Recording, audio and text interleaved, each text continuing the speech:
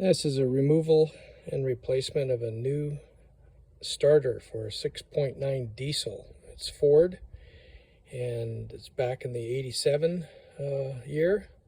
So we've replaced it with a Duralast Gold new starter. Part number is DLG5187. And it's a comparison shot here to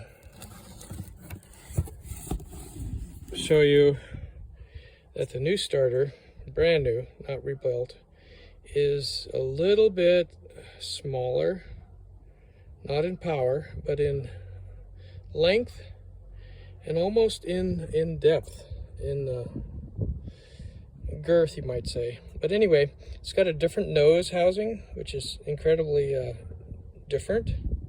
Mounting is the same.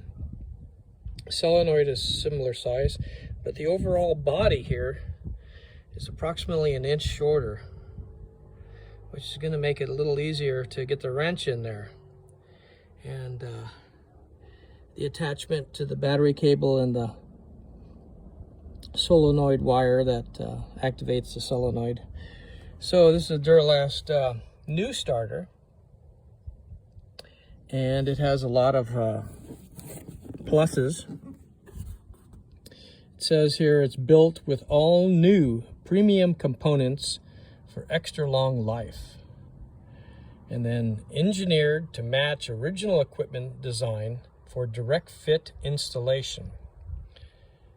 Heavy duty electronics provide maximum reliability and durability. High torque output for superior performance, even in the most extreme conditions. Now, this Duralast Gold new starter is from AutoZone, so accolades to AutoZone. So just for a little history lesson,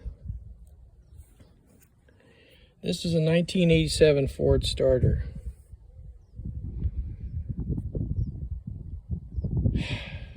It's a new motor, about 30,000 miles ago. That motor had about 250,000 miles. So this starter probably went through 300,000 miles, and it's the original 1987, which puts it approximately at, let's see, about 30, 40 years. How many years? 23 and 13, 36 years of service.